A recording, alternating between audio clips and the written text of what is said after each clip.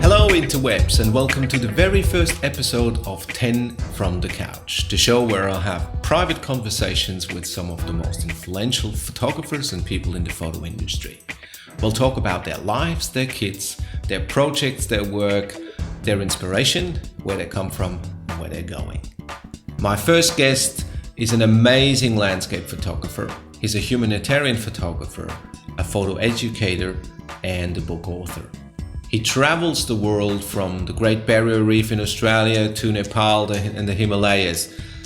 He has written the book on Google Plus for photographers. He's an outspoken man with a plan. This is Colby Brown. I'm about to cross over Kongwala Pass, which is 18,535 feet. This last little bit, you can see the beautiful area around the pass, which we hiked. It's very difficult to breathe at this altitude, but you just gotta go really slow. Take your time. So, here we go. Here we are, we made it to the Kongwala Pass.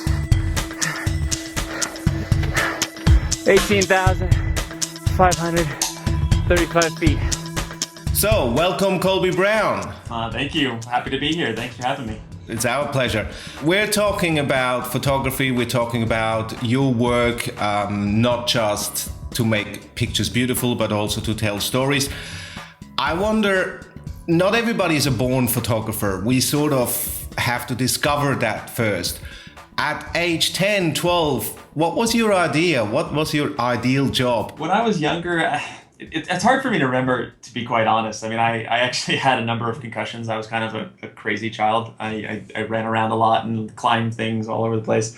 But if I had to pinpoint it down, I'd probably say that I actually wanted to be a firefighter. I have like a bunch of photos when I was a little child of like me in firefighter outfits. I don't know why. I think it was just the thing that I wanted to be. At actually 10 or 12, I probably wasn't really thinking I wanted to do anything. I think I was more so just enjoying being a kid and building tree houses and stuff like that. But for some reason, there's this inkling that I wanted to be a firefighter somewhere in my career path at a very young age.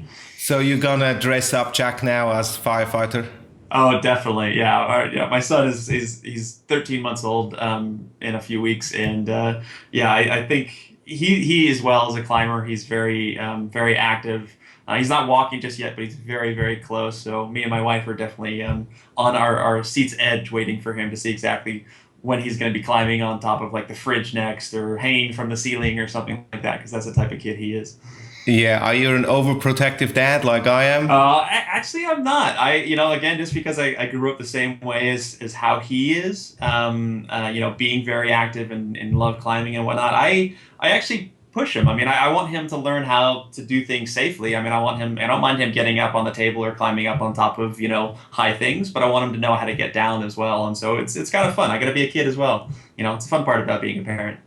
So from there to today, how did you become a photographer? You're not just waking up in the morning going like, "Ooh, look, there's a camera." Very true. I actually originally got into photography because I love travel.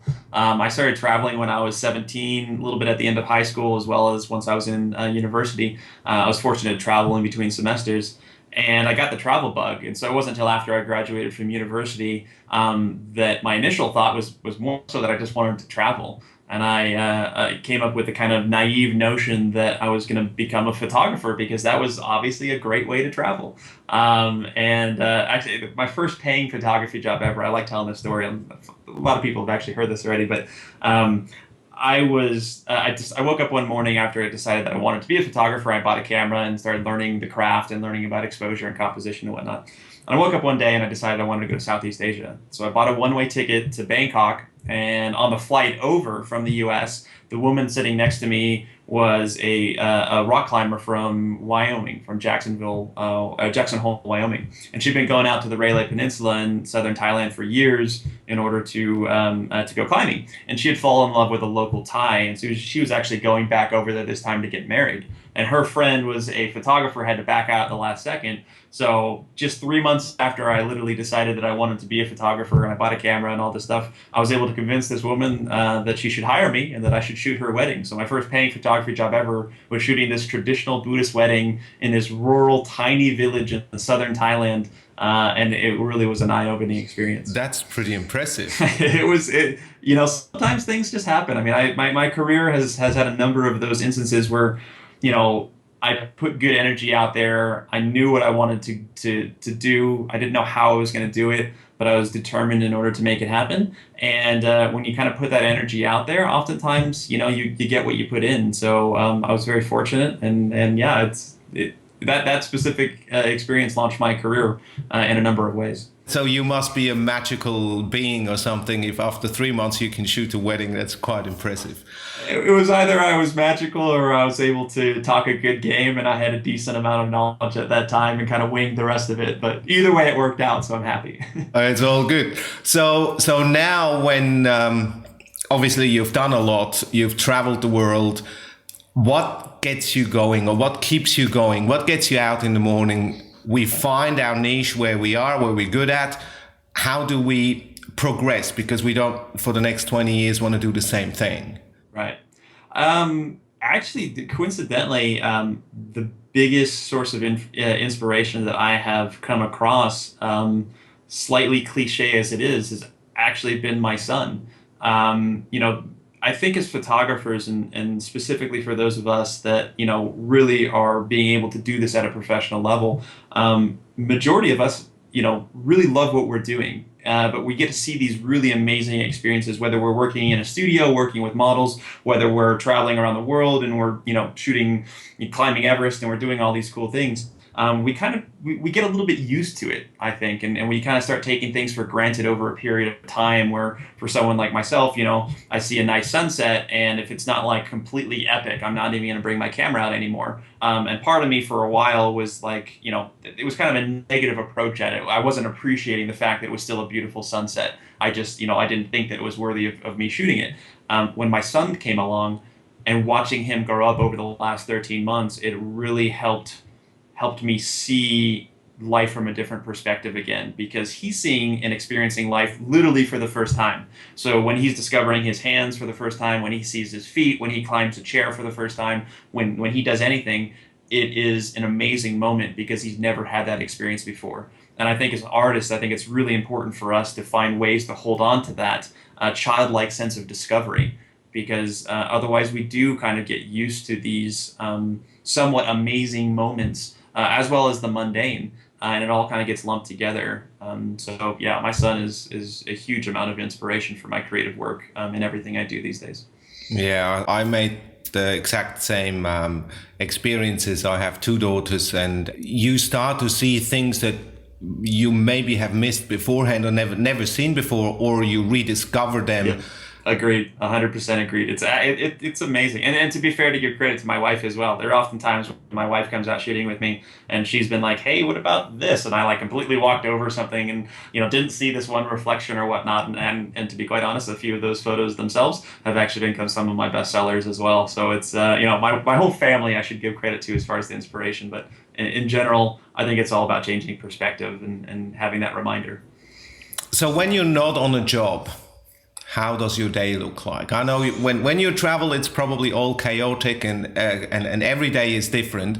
But when you settle, you got a gazillion photos from a trip. You come home. I guess you would first give your family a big hug and do nothing for a day or two. But how does a regular day for you look like? It's kind of interesting because photography in general, I think, is a very romanticized profession. I think a lot of people think that we, just spend 100% of our time in a studio shooting models, or if for a landscape photographer like myself, then we're out climbing mountains all the time. The reality is that for those of us that are proficient enough in order to make a business out of this and actually survive. If we're good, maybe we're shooting like 12 to 15% of our overall business time. The rest of it is all the other side of stuff, whether you're talking about the art of post-processing, whether you're talking about marketing, accounting, advertising, networking, all sorts of things. It's an interesting mix. And so, my day typically is fairly structured out. I spend a good amount of time. I work from home, as does my wife. So we spend a lot of time with our son, which is great. But I spend a certain amount of time each day editing photos. I spend a certain amount of time each day following up on contract work or getting things ready for a future workshop. I spend a certain amount of time every day doing marketing. Typically, all that's done through social media.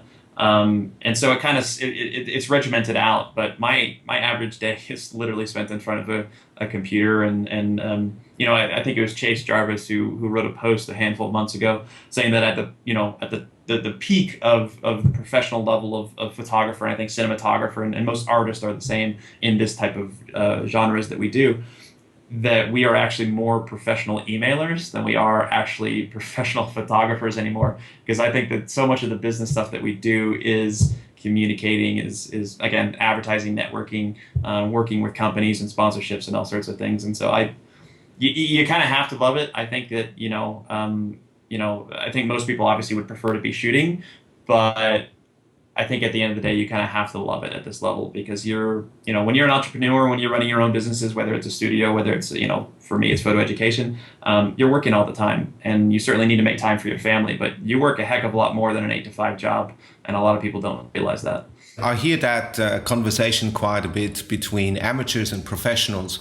And I always tell people when they ask me, I said, you know what, stay amateur as long as you can, because amateur and professional has nothing to do with quality of your images. It just means the amount of shit that you have to do on the side next to your photography. As an amateur, you can be the best photographer in the world, but you don't have to spend this whole time on selling yourself and advertising and bookkeeping and all of that. You're just doing your pictures and once you add this word pro to it, it doesn't make your pictures any better. It just means that you have far less time to actually take pictures.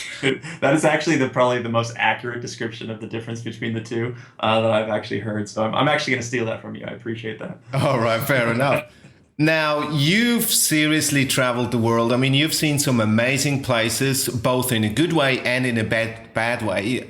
Some gorgeous, beautiful places, and then some quite dramatic places where your heart just stops. Now, from all those places you've been, where do you want to go again?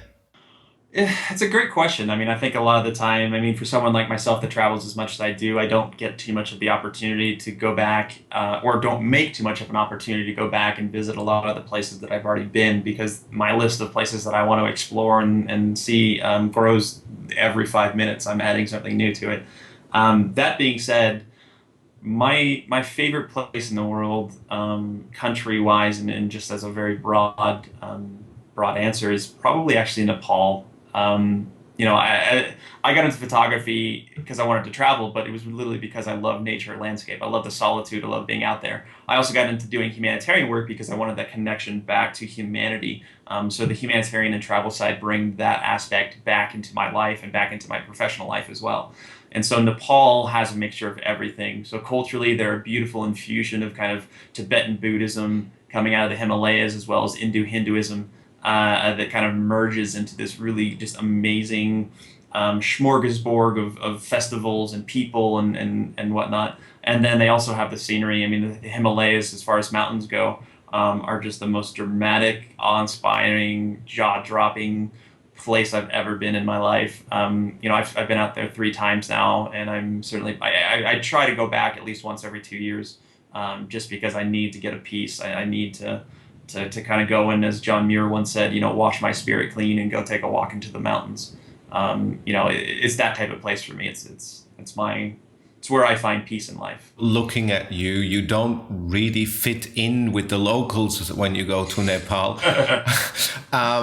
So how do you deal with the locals? How do you feel wherever you go? Is it difficult for you to integrate? I think that the trick is to treat people like humans. I think a lot of the time we visit these amazing, beautiful countries, whether we're working like myself, or whether you're a tourist or something like that, you kind of, everything seems so foreign. And you know, it's certainly a play on words when I use that term, but you know, it's like it's alien, so to speak, and people just feel so awkward and don't know where to you know, how to connect and whatnot. The reality is that people, you know, the beauty of travel is contrast, and that's the contrast ways of life.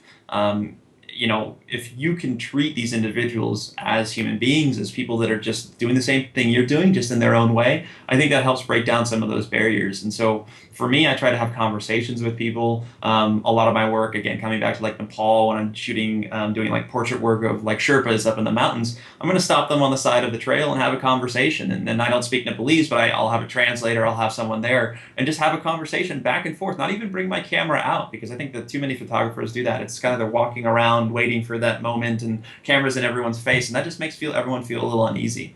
So finding ways to break the ice in whichever way you feel comfortable, I think is the key. I don't think there's a universal way. For me, it's just having a conversation, asking people how their day was, asking people what they do, you know, talking about their families. Because once people start doing that, it starts becoming, you know, personal, and they put down their guards, and then that's where you get the images from my style of work that are the most unique.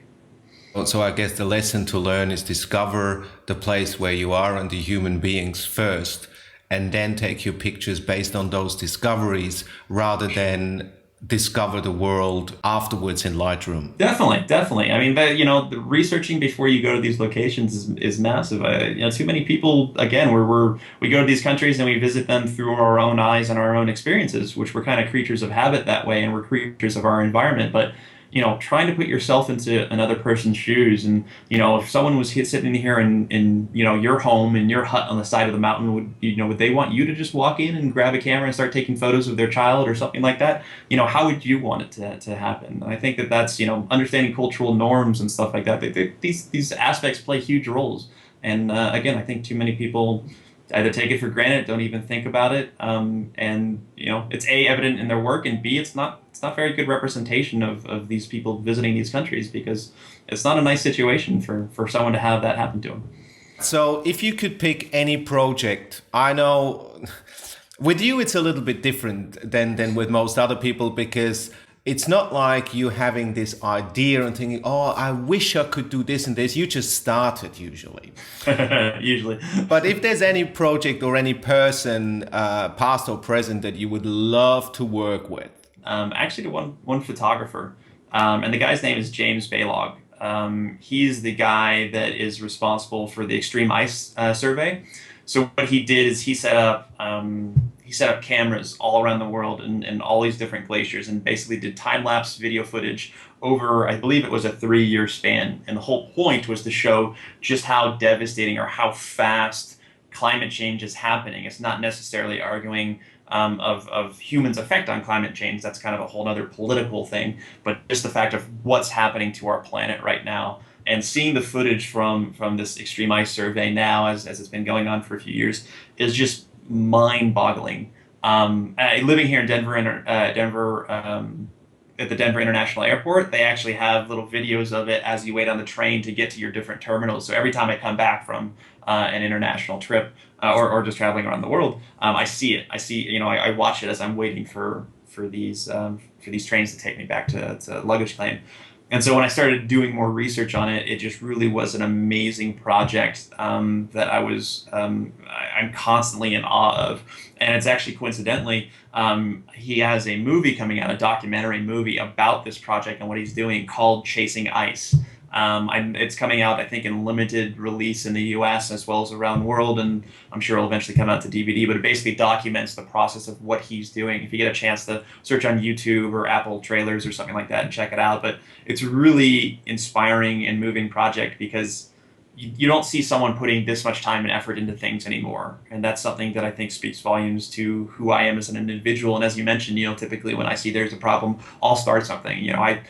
the earthquake stuff that was happening in Haiti, I started an organization, a foundation, to go down there and do some work. I saw that people weren't, photographers didn't have tangible ways to kind of give back to humanitarian efforts. I started a company called the Give Me Lens and kind of made that happen. This was one of those ideas that I wish I had, but to see that he actually did it and has done such a phenomenal job, it's very inspiring, and it's something I would have loved to be a part of, or still to this day would love to help him out in any way I could. Absolutely agreed. Now, throughout the interview, we showed some of your amazing images. I'd like to look at 3 images and just ask you for your little comment. The first one is an absolutely gorgeous image of your little man, Mr. Jack. Yes, that is Jack Brown. Yeah, that was that photo was actually taken just 3 months. It was taken in October. Obviously, it was around Halloween.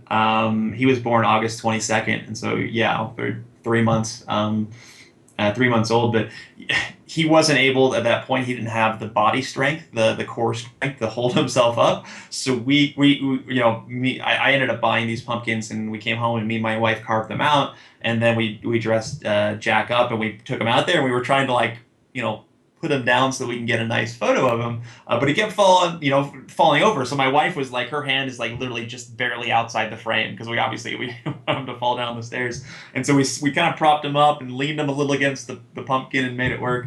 But it was a great moment to catch. I mean, those are the fun things, again, about being a parent, as you know, that it's just like, we've had so many Halloweens. We went through this as children ourselves. But just to see him and dress him up and just be able to relive it, it's fun. I love being a parent. It's so awesome. Becoming a parent allows us to be children again.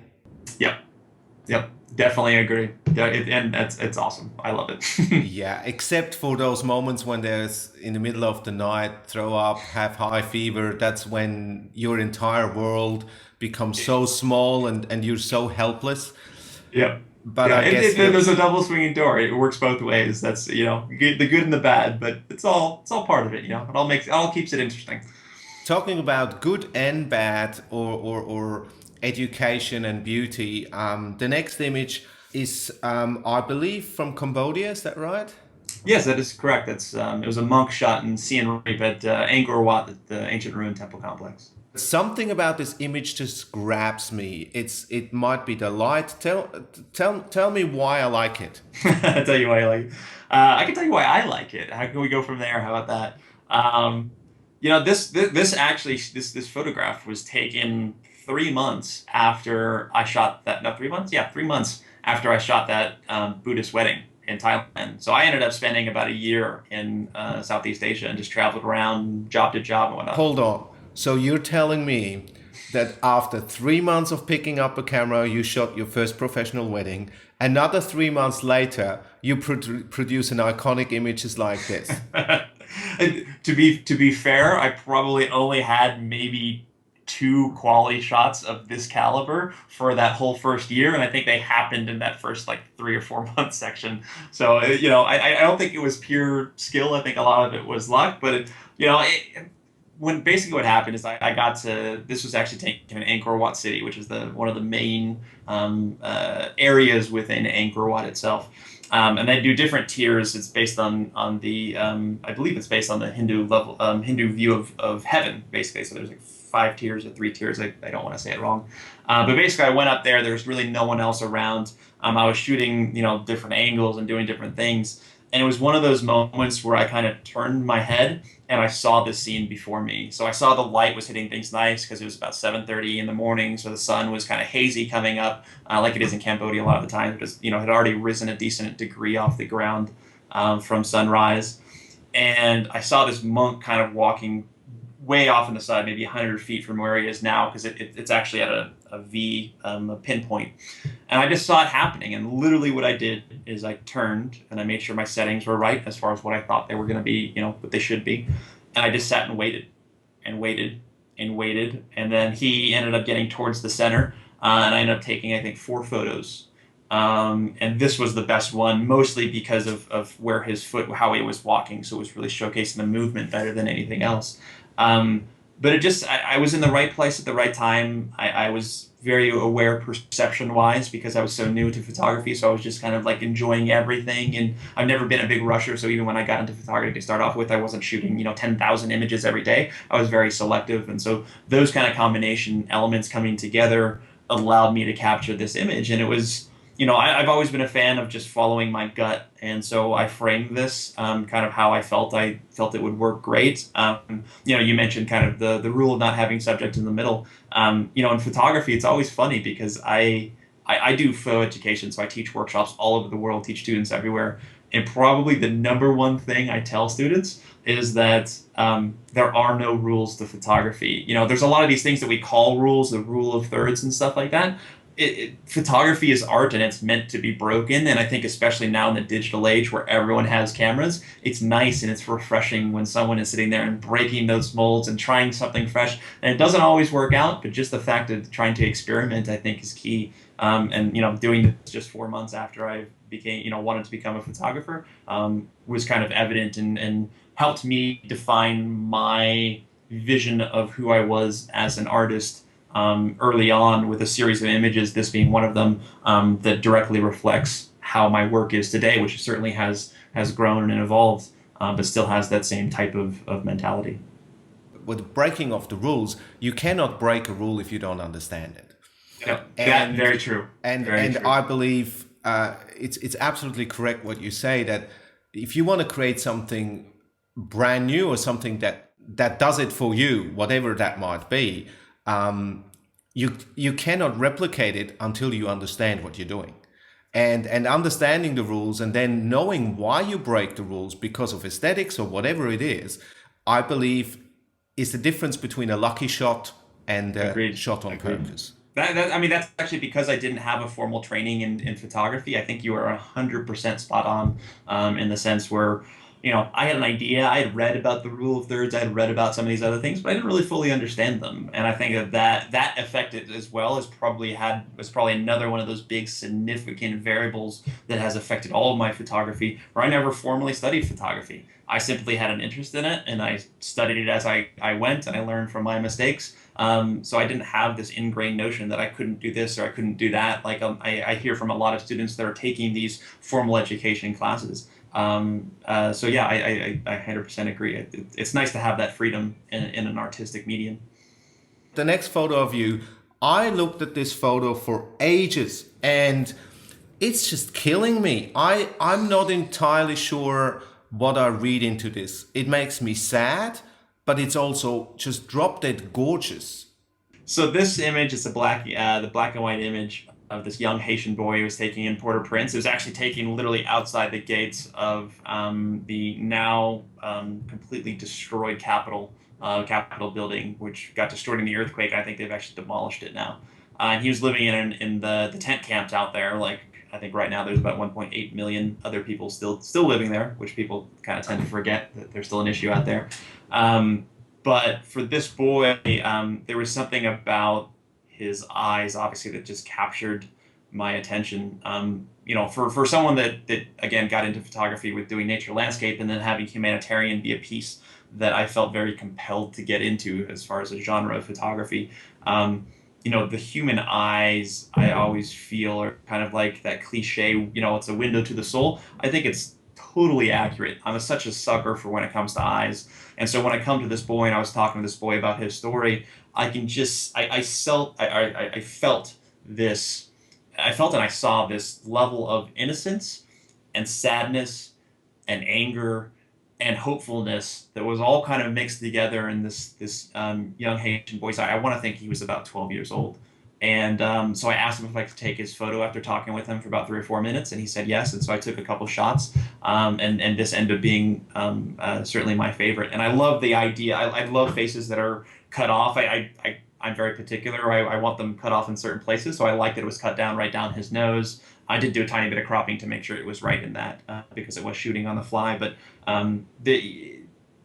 it was actually water. It was raining when I took the shot, so it's actually rain coming down his face. But a lot of people have thought that it was tears. Overall, again, it was the eyes. The Haitian people and the culture is just such an amazing culture, and they're so forgiving and understanding and patient and hopeful, even though they've had 200 years of just hardship. And that's one of the reasons I love working down there as often as I can is because of this photo, because this boy embodies Haitians in general, and they're going through hard times right now, and so they have all those emotions, and it's a constant struggle. I'm very fortunate that humanitarian photography in general is not a very I don't want to use the word sexy, but it's not a very popular genre of photography. So when you share it on social networks, it doesn't get the same amount of fanfare as, say, like a beautiful sunset or something like that. But this specific image has been very popular, and it's been very good at spreading the word about Haiti and what's going on and whatnot. And so for that, I'm very thankful. For some reason, there's always this media hype about everything that happens, and it's forgotten. It's off the radar, and it doesn't mean the problem is fixed. And the reason for that is that, as you mentioned, kind of the attention span of the media is about a nanosecond, and people kind of move on and forget. But at the same time, Haiti is a little bit unique because before the earthquake in Haiti, there was about 13,000 NGOs working in Haiti. Is actually the most heavily, there's more NGOs in Haiti than there is in any other country in the world. After the earthquake, there was more like 16,000 because people saw the earthquake and wanted to come and help. So the problem with that is that you get a lot of individuals that don't know what they're doing, don't know the culture, get down there with the good intentions, but getting in the way, and they cause more problems. I didn't want to be one of those people. That was the last thing I wanted to do. So instead, I started an organization, or we co-founded an organization that basically was meant to support NGOs that were already established on the ground, that were locally run, that had had Haitian employees or volunteers that were doing good work, and that needed a little extra media attention. So we went down there and we pay for our own trips or have them funded, and we document stories, and we put together fundraisers back here in the U.S. We'd write articles. We do all sorts of things basically to help these organizations reach a new level of kind of media authority, if that's what you want to call it. And it was very successful for a while. All three of us that started this organization had different ideas where we wanted to go. And so that's why it ultimately disbanded. And that's why I've moved it actually into the Giving Lens, which is a good opportunity to jump into that. So the Giving Lens is a company that I started, officially started actually just about 18 months ago. It's actually been in my head for about 3 years.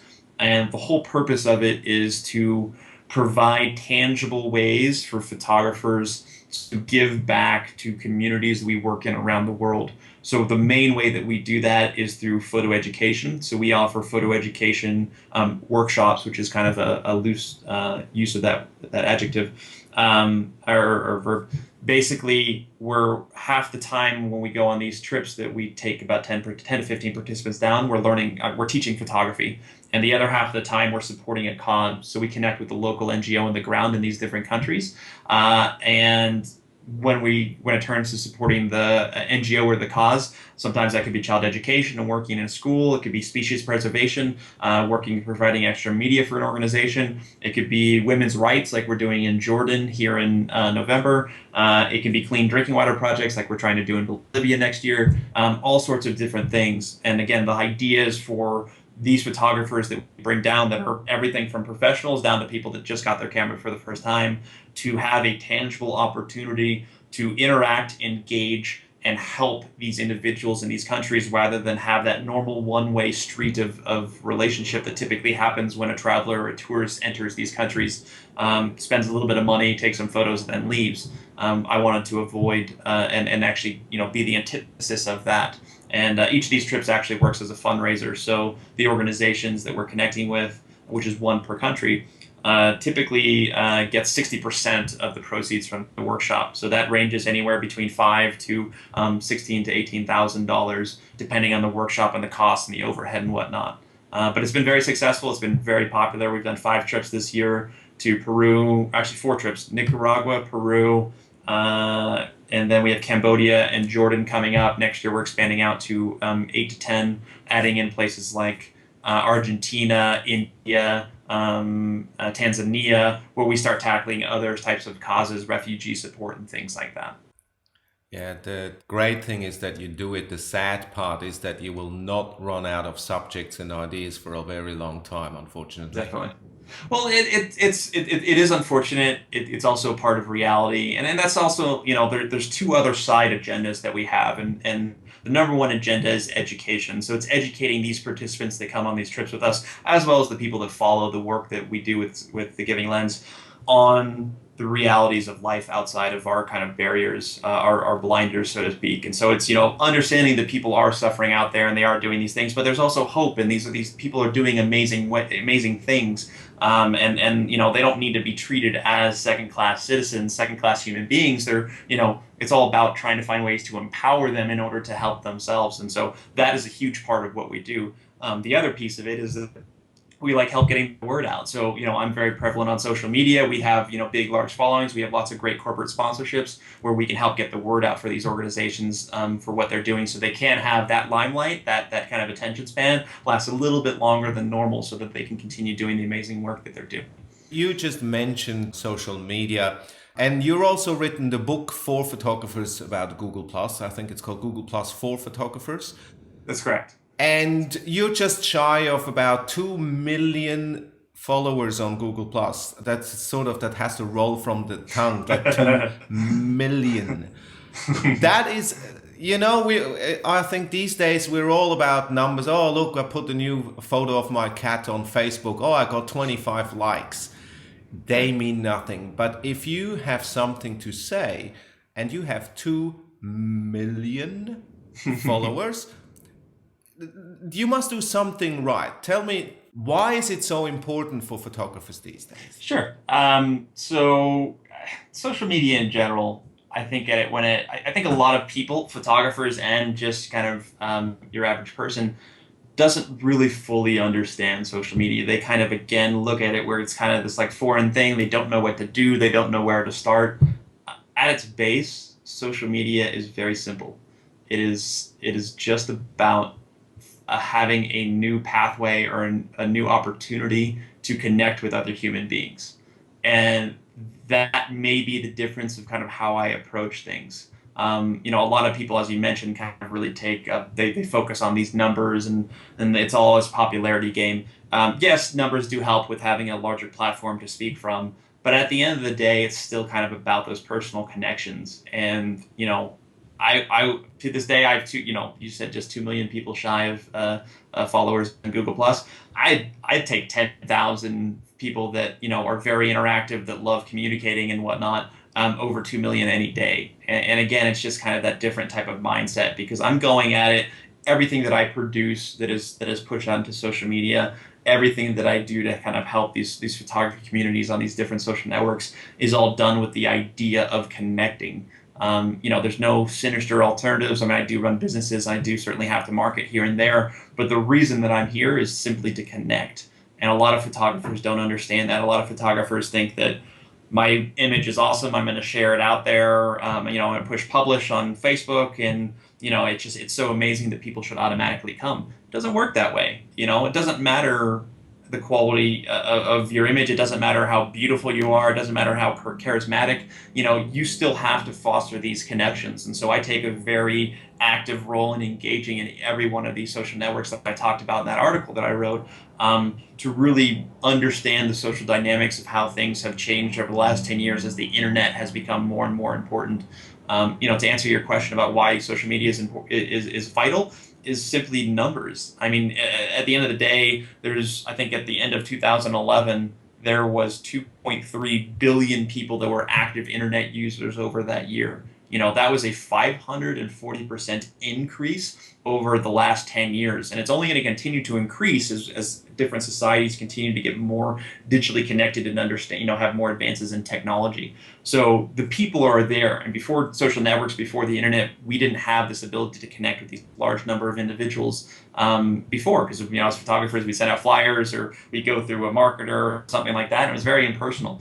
With social media, you have the ability to be personal again. It just takes time. And again, it's just something that people either don't understand or they don't want to invest the time in. But, there's no necessarily big trick to social media. It's just, again, it's just like, when you're traveling, and the advice I was giving as far as, getting better results for your travel photography. Same thing with social media. Treat social media as connecting with individuals. Treat people like human beings, and you'll be surprised at the results. 2 million individuals. But I completely agree. If you want to be treated or accepted for what you do, you might have to start with others the same way first. Definitely, definitely. You have to be your own brand. I mean, again, that's, as far as people running a business, I see too many people starting these like separate photography accounts, which is very foreign to me, especially when you have, like, for me, it's Colby Brown Photography is the name of my main company. So why would I create a separate account for Colby Brown Photography on these different social networks and then a separate one for me personally? Like, everything that I do as an individual, everything that I'm interested in shapes my photography. So allowing people to connect with me based on these other forms of interests and passions aside from just photography opens the doors for you to connect with so many other different types of people. And I think that that's another good lesson is don't be afraid to be yourself. Don't be afraid to talk about the stuff that you like. I certainly do try to avoid politics and religion. That's just a general rule on the internet. But aside from that, share your interests, talk about different things. And I think that that's kind of a big key. One of my number one rule of advice is, you are not interesting enough for any individual on this planet to listen to you for 24 hours a day straight. And you need to take that mentality into social media. Don't just talk about yourself, talk about other interests, talk about other people, share other photographers' work, do all sorts of different things. But no matter how beautiful someone is, how charismatic, how amazing their photography is, you're going to bore people. And at the end of the day, you kind of need to keep people engaged. And that's, again, the point, is connecting and communicating. Yeah, or as you said in your article, if your wife would talk about herself for 24/7, I tried to use that analogy, and my wife shot me down pretty quickly. Anyway, now you said you don't separate your brand and your person. Is social media your new leaflet, your new flyer? It is. I mean, I don't do a ton of standard advertising. I mean, I do a little bit here or there, mostly with kind of digital ads and stuff like that with Facebook or Twitter or Google Plus or things like that. And certainly reach out to local camera clubs and whatnot. But at the end of the day, my main focus is social media. I guess that's kind of with a caveat. And that's basically that people on the internet, we've now been on the internet, it's 2012. People have been on the internet arguably at least for the last 12 years, since the dot-com boom of 2000. People are more internet savvy now than ever before. So when I am doing my marketing or whatnot, I'm not doing it to market. And I think that's, again, a big key difference. I see a lot of photographers from past generations where it's like, hey, sign up for my workshop next week and do this. And then they're surprised when they don't get any interaction, because it's not a point of interaction. It's not like you're going to have thousands of people be like, oh, hey, this is a great photo and I want to, I'd love to take your workshop. People don't want those marketing pitches. So for me, like when I advertise for a workshop, I'll share a beautiful image of the location. I'll talk about how I created the image. I'll talk about the backstory. I'll talk about how I edited it. And then within that context, I will put, hey, I'm doing a workshop here next week, or 2 to 3 months from now. I got 2 spots left. If anyone's interested, let me know. And the people that are actually interested in photo education are the ones that are going to take the time to actually read the post anyway. So I'm getting a much higher a target-rich environment of people that will actually follow through with that link and go back to my website, rather than just putting a blank thing out there and kind of praying to the wind, so to speak, that people are interested. But again, it's treating people like human beings. I want to share education. I want to do these things, and I have to market in the sense of kind of getting my name out there. But I'm not going to do it with a marketing pitch that's kind of a slap in the face. It's going to be more so kind of education. It's going to be inspiration. It's going to do those things, and then I'll slip in there some of the stuff that I'm doing, and that works for me. I mean, I do pretty well for myself and for my family, and I just always it pains me to see a lot of these photographers that kind of take that opposite approach, where it's like, hey, buy this print, or hey, I have the sale 20% off here or there, and then people aren't interacting. And again, people are just so used to it, and you have to find new ways in order to reach people. And again, it's about connecting. It's about learning how to interact. So, is there any other little advice that you would give somebody who thinks about becoming a photographer in whatever direction that might be? Sure. I actually have two important ones that I'd like to. I'll briefly talk about it rather than ramble on like I have been.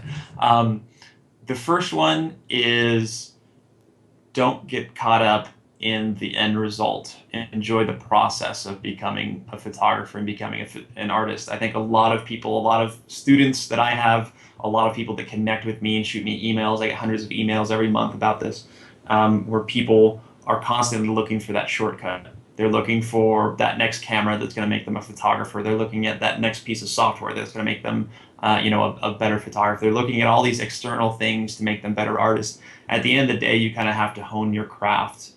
Some of my some images that I still sell quite decently today were taken 7 years ago with a Kodak 6490 4.1 megapixel camera.